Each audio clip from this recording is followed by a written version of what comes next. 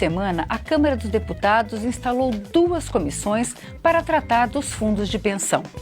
Uma comissão parlamentar de inquérito vai investigar como estão sendo administrados esses fundos e apurar as denúncias de irregularidades em alguns deles, como dos Correios, que tem um rombo de quase 6 bilhões de reais.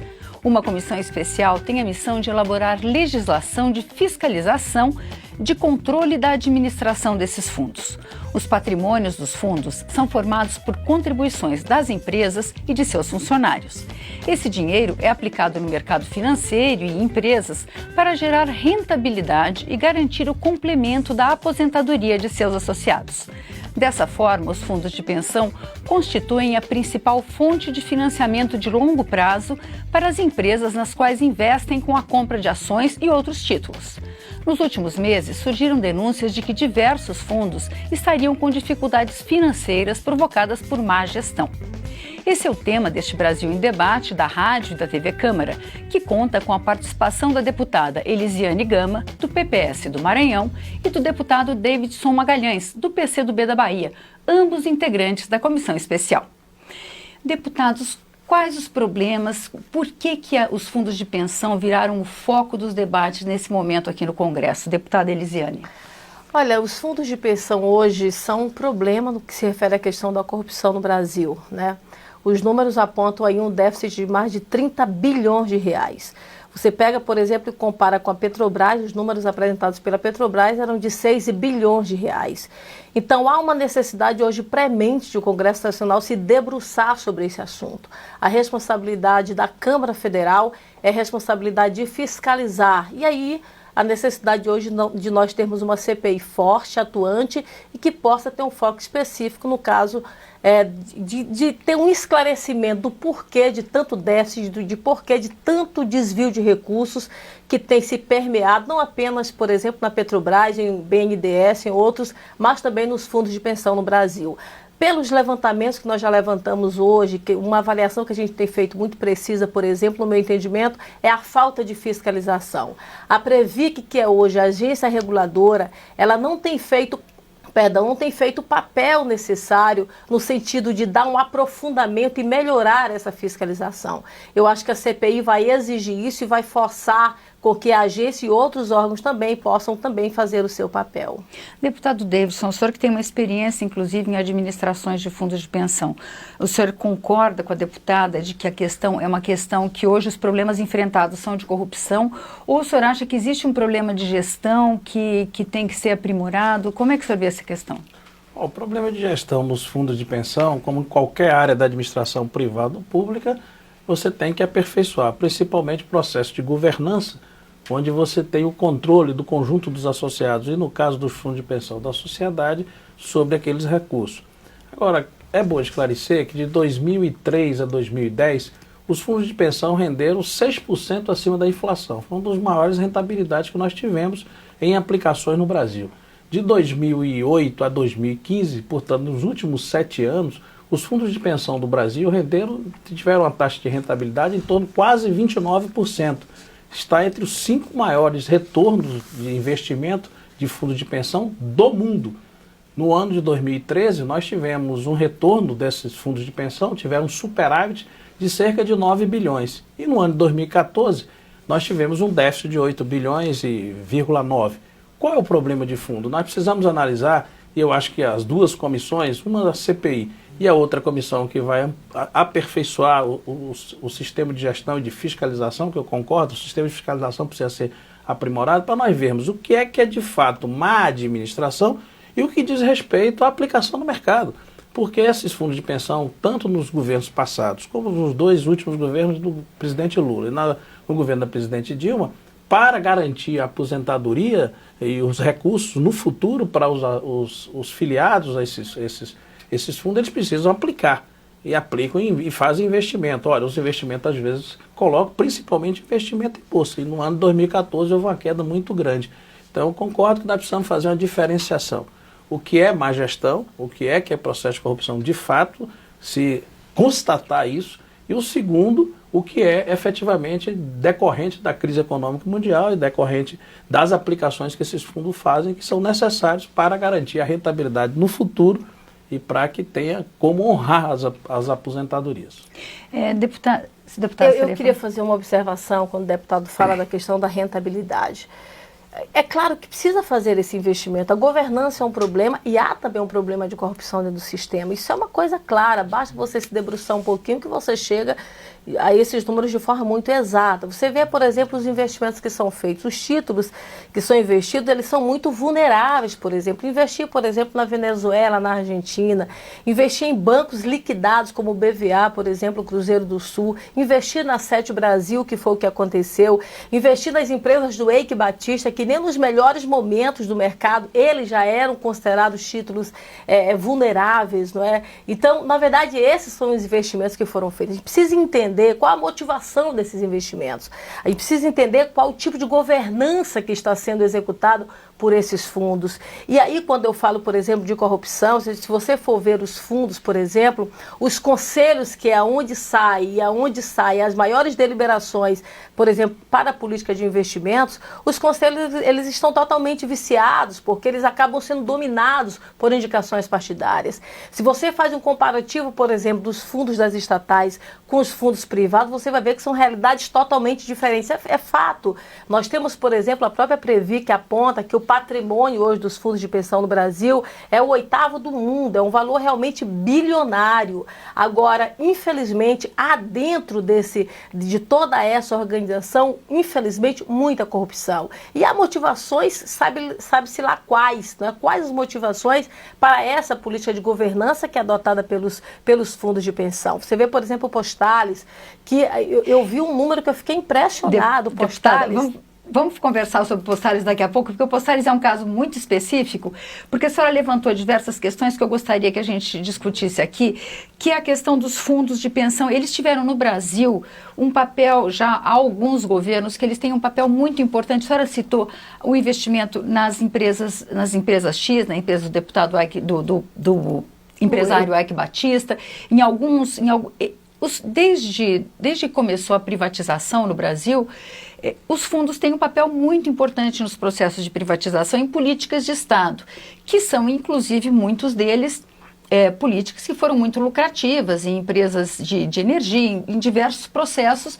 Eles têm um papel muito importante, né, na compra de empresas que foram privatizadas. Quer dizer, em que medida a participação desses fundos fez bem para os fundos ou fez mal? Quer dizer, tem uma motivação, tem uma política de Estado, mas também tem uma questão econômica aí. Como é que... Olha, historicamente o Brasil tem uma taxa de poupança baixa para seus investimentos. Porque outros fundos de fora do país também participaram desse processo. Não só participaram dessas, inclusive fundos que têm um sistema de governança altíssimo, que acompanham as empresas de rating, né, as agências de rating, fizeram investimentos muito semelhantes.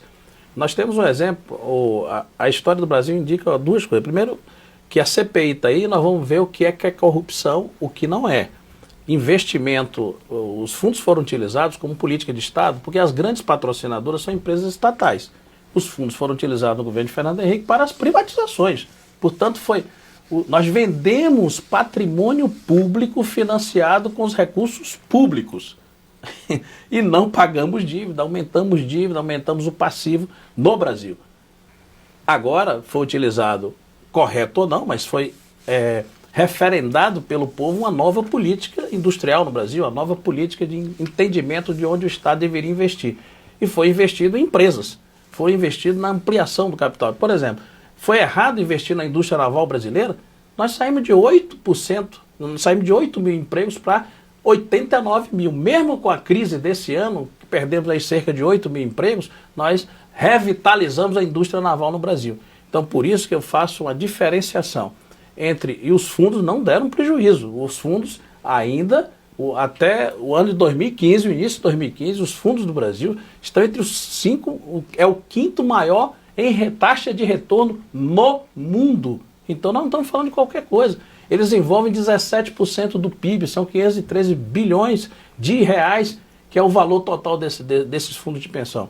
Agora, concordo com a deputada, se nós temos irregularidades, precisamos aperfeiçoar a governança, precisamos, porque nós tivemos déficit na Petros, tivemos déficit na na FUNCEF, mas nós continuamos tendo um grande superávit na Previ. Por que tivemos superávit na Previ e tivemos déficit nos outros? Só foram os investimentos ou foi a questão das governanças? Então eu acho que a gente tem que ter uma oportunidade para distinguir essas duas coisas. O que é governança, o que é aperfeiçoamento da fiscalização que nós precisamos ter e que foi a definição de política de Estado. Agora, quem aplica em bolsa sabe o que é que significa a aplicação de bolsa. Deputada, a senhora concorda na utilização desses fundos para políticas de Estado? Eu acho que a gente precisa entender, eu sou muito focada nessa questão da motivação. Vou te dar um caso bem específico da Sete Brasil, por exemplo. A Sete Brasil utilizou fundos e você vê que, na verdade, a gente não consegue compreender por que os fundos foram utilizados especificamente para ali e logo depois nós tivemos uma quebradeira geral.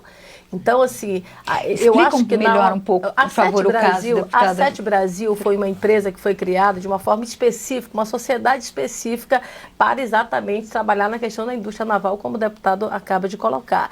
E a Sete Brasil, depois de toda uma avaliação que foi feita dentro da própria Petrobras, o que se entendeu é que a Sete Brasil ela foi criada com uma motivação específica, utilizar recursos, infelizmente, para pagamento de propina. Isso aí numa organização que envolvia o Barus, não é? E envolvia outros diretores e agentes da Petrobras. E para lá foram utilizados os fundos. E o resultado foi totalmente inverso. Ou seja, ao invés de trazer um retorno para os fundos que tiveram investimento lá, ao contrário, eles tiveram um déficit muito maior. Então, há investimentos e investimentos. A política de investimento precisa ser feita. Obviamente que todo esse investimento é uma necessidade, porque ela tem que ter rentabilidade, enfim. Agora, em alguns desses, especificamente dos fundos de pensão das estatais, os investimentos que foram feitos, infelizmente, o resultado foi muito ruim, especialmente para os representantes, né, aqueles que precisam ser realmente beneficiados. Bom, e a gente vai fazer um pequeno intervalo e volta conversando sobre o fundo dos Correios, o Postales e sobre como é que pode mudar essa situação.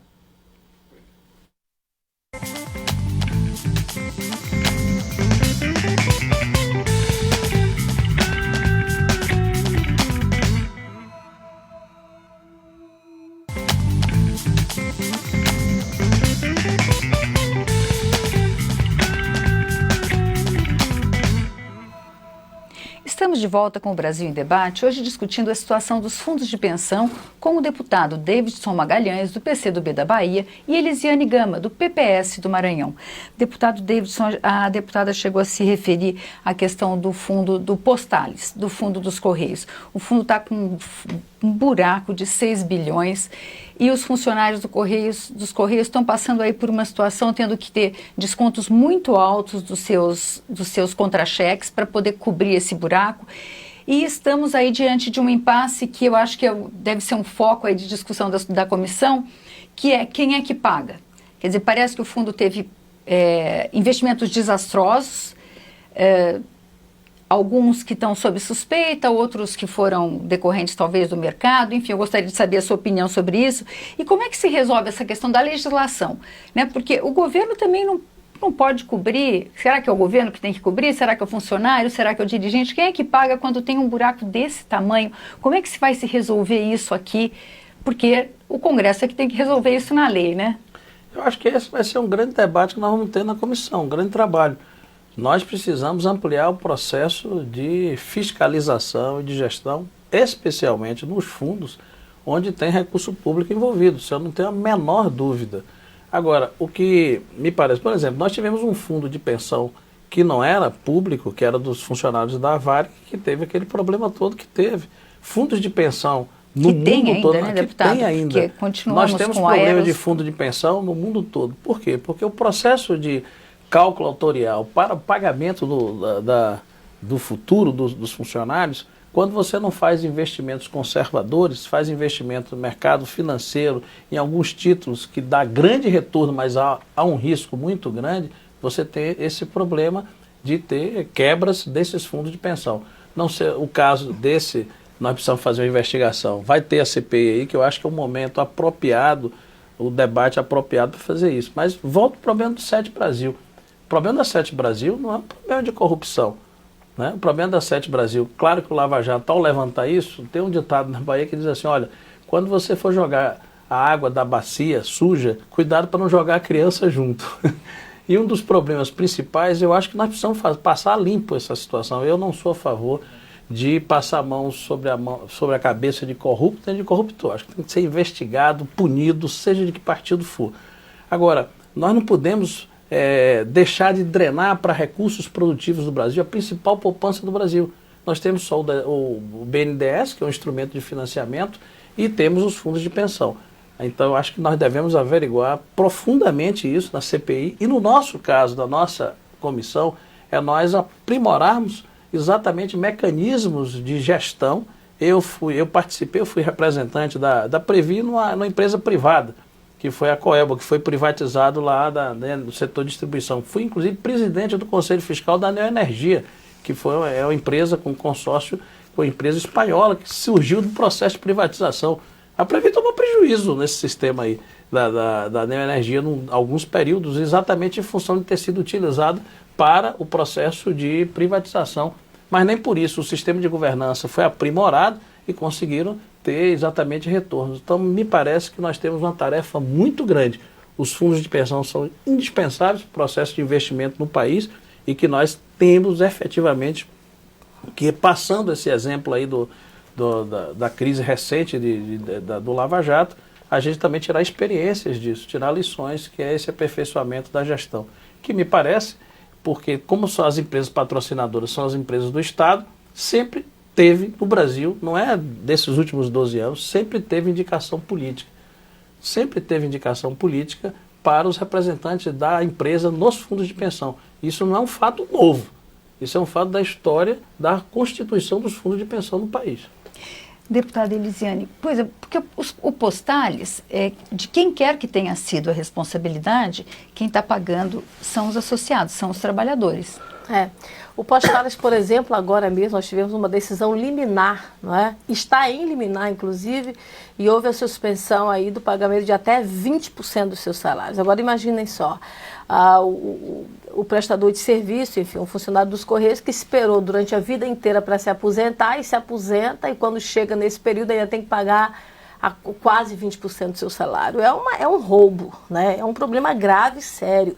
E eu estou, inclusive, aqui com uma proposta de fiscalização e controle que nós fizemos para o TCU, para ter uma fiscalização muito mais aprofundada e apurada do que está acontecendo, porque os números são realmente preocupantes. Eu até falava aqui durante o intervalo com o deputado sobre o caso da Previ, por exemplo, o déficit que estão levantados hoje, a Previ tem 12,2 bilhões de reais em déficit, que é um número que é inaceitável, não é? E aí você vê, por exemplo, o Postales, quase 6 bilhões de reais. Isso se deu, claro, pela política de governança e qual tipo de aplicação que estavam sendo feitos. Agora mesmo, a gente está, eu fiz inclusive esta semana um outro pedido que eu encaminhei à Previ para nos dar informações do acompanhamento que está sendo feito para a venda dos imóveis por parte da FUNCEF, que no caso é o Fundo da Caixa Econômica Federal, que é subfaturado pelo que a gente está compreendendo. Ou seja, parece que se superfatura em algumas situações e subfatura em outras situações. No caso do Postal, nós tivemos casos de superfaturamento e, no caso agora do FUNCEF, um subfaturamento. Prédios aqui, casas e lojas, na verdade salas, ou melhor dizendo, que estão sendo vendidas aqui em Brasília, estão sendo vendidas por 3 vezes a menos do que poderia ser vendido e dar uma rentabilidade muito maior para esse participante. Então, eu acho que tem muita, eu compreendo, obviamente, que a gente não pode ser aqui muito radical e falar que tudo é só corrupção. Mas no caso das estatais, para mim, tem muita clareza disso. Eu acho que, por exemplo, em alguns dos fundos, a indicação do conselho é praticamente toda partidária. O PT indica aqui de um partido, Postales, por exemplo, alguém falar, o PMDB fez a indicação, e aí vai. Os partidos acabam fazendo essas indicações e a gente precisa entender que não é apenas a indicação partidária, mas por que se deu essa participação, essa indicação partidária, qual a motivação para isso e para quê, não é? Qual o resultado que vai se ter a partir desse tipo de indicação. Agora, partindo do exemplo internacional, a gente sempre ouvia falar da velhinha inglesa, a velhinha alemã, que são as associadas dos fundos de pensão do exterior que investiam no Brasil ou que investem no mundo inteiro, né? Então, quando a gente falava na velhinha, quer dizer, esses fundos são extremamente austeros e conservadores nos seus investimentos, eles exigem muitas garantias. Será que a ideia não seria de que esses fundos também no Brasil deveriam ter regras mais mais conservadoras de investimento, quer dizer, talvez não investir só em caderneta de poupança, como nós pobres mortais fazemos, mas em regras mais rígidas para investimento, deputado? Olha, quero dizer porque a gente não pode fazer uma distinção só entre os privados e os públicos. A crise do subprime nos Estados Unidos levou junto com ela vários fundos de pensão, inclusive conservadores, porque todas aquelas ações e investimentos tinham um rate positivo. Aí os fundos de pensão iam fazer investimentos. Rate, quer dizer, tinha uma classificação de serem muito risco, seguros. Com pouco risco, com baixíssimo risco. Fizeram investimento e quebraram. E só não quebraram mais porque o governo dos Estados Unidos entrou para suplementar o prejuízo que foi dado a uma parte significativa desses fundos. Portanto, fundo não é só porque é privado, não é só porque é público. O fundo, à medida que ele tem que buscar esse recurso fora para fazer investimento, e esses fundos privados são os mais agressivos no que diz respeito a fazer contratos e a buscar investimentos de risco. Então, o que me parece é que nós precisamos, no que diz respeito aos fundos de pensão, aprimorar e ter critérios definidos, mais bem definidos em relação aos investimentos. E volto a insistir. Quer dizer, quem eram os dirigentes dos fundos de pensão antes do governo Lula? Quando você vai ver, do PSDB. Nós não podemos também criminalizar a política. Não podemos criminalizar a política. Não podemos achar que a distribuição dos cargos dos estados, eu não defendo partidarização e muito menos aparelhamento das estruturas do Estado. Agora, você dirige com técnicos que você tem afinidade do programa e do projeto. Então, agora, se há irregularidade absurda, vamos punir. E olha que lembram, não sei se a população está bem atenta, quando houve o processo de privatização no Brasil do sistema de telefonia, houve uma ligação entre o presidente Fernando Henrique e então ministro na época, que foi exatamente, põe o fundo de pensão para ajudar no processo da privatização. É claro que são políticas de Estado. Agora, eu concordo que nós precisamos aprimorar esse processo de gestão. E não ser indicado apenas porque é do partido A ou B, mas ter a qualificação técnica. E eu acho que isso a gente poderia avançar na legislação para ter as exigências técnicas para compor e para ocuparem determinados tipos de cargo, porque também aí é um instrumento que você vai profissionalizando as direções dos fundos, profissionalizando as direções de empresas, mas não necessariamente com pessoa do mercado. Você pode fazer isso com pessoas, inclusive, oriundo do serviço público, das universidades, do Banco Central, do Banco do Brasil, que tem uma carreira de funcionários extremamente qualificados e preparados para assumir essas tarefas. Eu vejo o seguinte, eu acho que nós temos dois problemas para resolver. Nós temos um problema que nós precisamos ajustar e aprimorar a legislação brasileira, isso é um fato. E eu acho que a CPI pode dar uma grande contribuição, assim também como a comissão. Mas, ao mesmo tempo, os órgãos de fiscalização precisam ser muito mais austeros em relação a isso. Eu vou te dar um exemplo, por exemplo, das agências reguladoras, você vê a ANAC, não é? A Anatel, a ANP, enfim. São agências que elas passam por todo um processo de escolha, não é? A aprovação na Câmara, a sabatina no Senado, quer dizer, há todo um rito para que você possa ter uma agência autônoma, uma agência independente, uma agência que possa fazer a sua fiscalização. A Previc, ela é um órgão do Ministério da Previdência, que está para fiscalizar a Postales, que é o Correios, que é uma estatal, que é a Petrobras, e aí vai. Quer dizer, está tudo muito junto, sabe? Então, eu acho que essa independência, essa autonomia, os órgãos fiscalizadores precisam ser muito mais presentes. O papel dos meios de comunicação de massa, eu também sou jornalista e sei da importância do que é os meios de comunicação na apresentação, por exemplo, das denúncias, enfim, coisa parecida. Então, acho que são duas vertentes. Se a gente olhar nos dois lados, dar uma fiscalização muito mais austera, ou melhor, dar um acompanhamento nesses órgãos que fazem essa fiscalização e, ao mesmo tempo, também sentar para ver passo a passo e melhorar, sem sombra de dúvida, a legislação brasileira. Muito obrigada, deputada Elisiane Gama. Muito obrigada, deputado Davidson Magalhães. A gente vai acompanhar esse debate. E o Brasil Debate termina aqui. Mas se você quiser rever ou compartilhar este ou outros programas, vá na nossa página câmara.leg.br/Brasil em Debate. Obrigada pela audiência e até a próxima.